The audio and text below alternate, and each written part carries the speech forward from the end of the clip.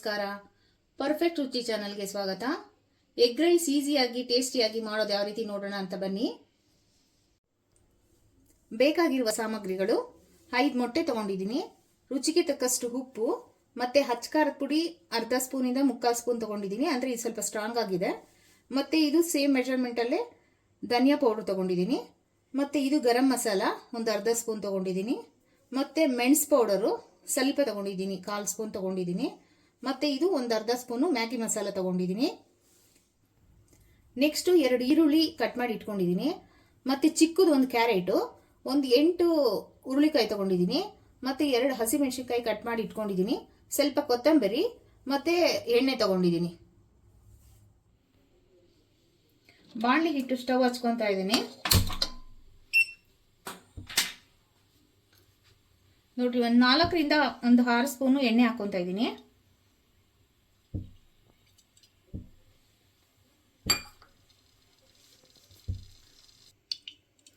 ಎಣ್ಣೆ ಹಾಕಿ ಒಂದು ಅರ್ಧ ನಿಮಿಷ ಆಗಿದೆ. ಇವಾಗ ಮೊಟ್ಟೆ ಹಾಕೋಣ.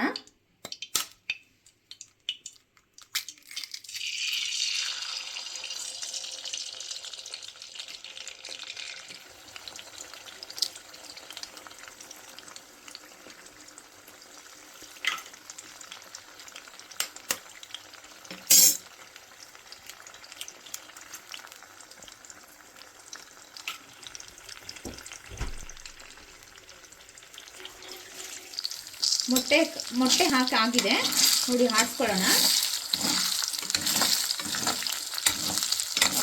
ಇದು ಹುಡಿ ಆಗೋವರೆಗೂ ಹಿಂಗೆ ಆಡಿಸ್ಕೊಳ್ಳಿ. 1 ನಿಮಿಷ ಆಡಿಸ್ಕೊಂಡ್ರೆ ಸಾಕಾಗುತ್ತೆ.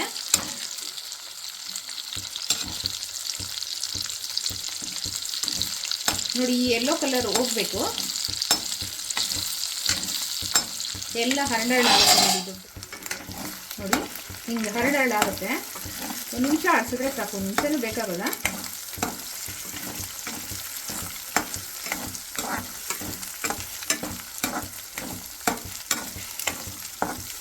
ಈ ರೀತಿ ಮಾಡಿದ್ರೆ ತುಂಬ ಟೇಸ್ಟಿಯಾಗಿರುತ್ತೆ.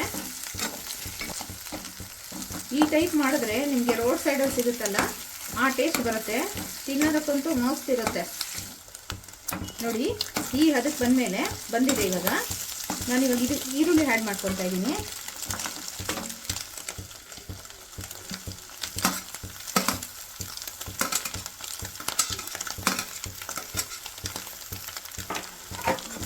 ಈರುಳ್ಳಿ ಒಂದು 2 ನಿಮಿಷ ಬಾಡಿಸ್ಕೊಳ್ಳಿ. ಅಂದರೆ ಸ್ಲೈಸಾಗಿ ಕಟ್ ಮಾಡಿಕೊಂಡ್ರೆ ಟೇಸ್ಟೇ ಬೇರೆ ಬರುತ್ತೆ. ನಾನು ಹಂಗಾಗಿ ಸ್ಲೈಸ್ ಕಟ್ ಮಾಡ್ಕೊಂಡಿದ್ದೀನಿ ಉದ್ದುದ್ದ ಈರುಳ್ಳಿ.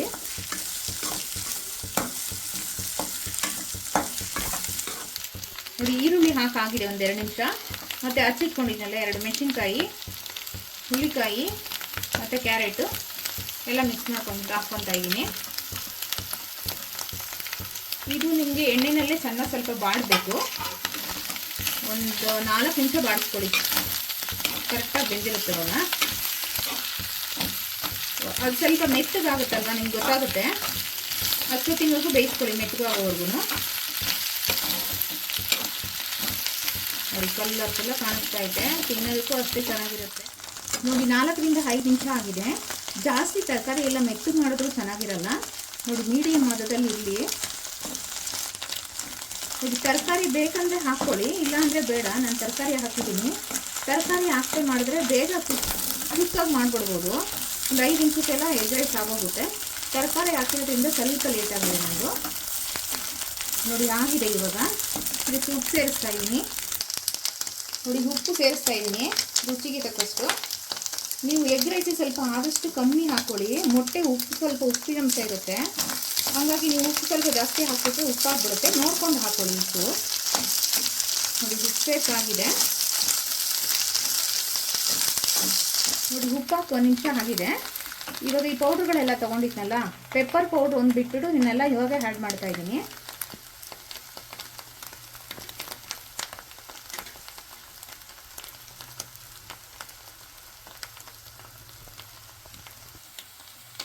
ಪೆಪ್ಪರ್ ಲಾಸ್ಟಿಗೆ ಹಾಕ್ಕೊಳ್ಳಿ, ಅಂದರೆ ರೈಸ್ ಎಲ್ಲ ಹಾಕಿದಾದ್ಮೇಲೆ ಕೊತ್ತಂಬರಿ ಆ್ಯಡ್ ಮಾಡ್ತೀರಲ್ಲ, ಅವಾಗ ಆ್ಯಡ್ ಮಾಡ್ಕೊಳ್ರಿ. ನಾನು ಇನ್ನು ಉಳ್ಳಿದ ಪೌಡ್ರುಗಳೆಲ್ಲ ಇವಾಗ ಹಾಕ್ಕೊಂಡಿದ್ದೀನಿ.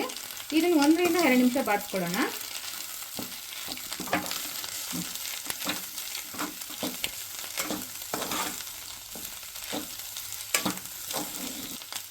ನೋಡಿ ಫುಲ್ ಎಲ್ಲ ಚೆನ್ನಾಗಿ ಮಿಕ್ಸ್ ಆಗಿದೆ.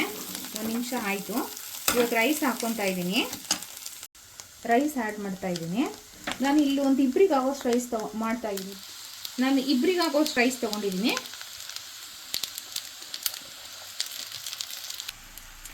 ನೋಡಿ ಇಬ್ಬರಿಗೆ ಈ ಕಪ್ ತುಂಬ ತೊಗೊಂಡಿದ್ದೀನಿ. ಈಗ ಅನ್ನ ಹಾಕಾಗಿದೆ. ಮಿಕ್ಸ್ ಮಾಡೋಣ. ಇವಾಗ ಮಿಕ್ಸ್ ಮಾಡ್ತಾ ಇದ್ದೀನಿ.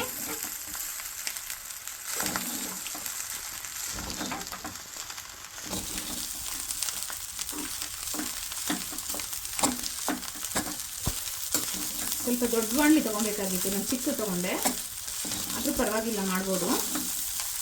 ಮಿಕ್ಸ್ ಮಾಡ್ತಾ ಇದ್ದೀನಿ. ಚೆನ್ನಾಗಿ ಮಿಕ್ಸ್ ಮಾಡಬೇಕು.